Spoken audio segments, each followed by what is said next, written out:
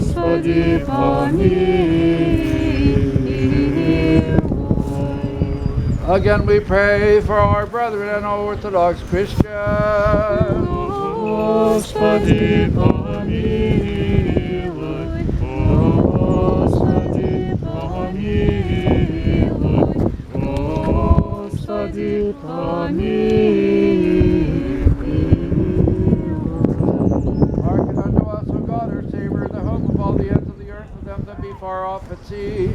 Be merciful, Master, regarding our sins, and have mercy on us. For thou art a merciful God, the lover of mankind. Unto thee do we send up glory, to the Father, to the Son, and to the Holy Spirit, now and ever, and unto ages of ages.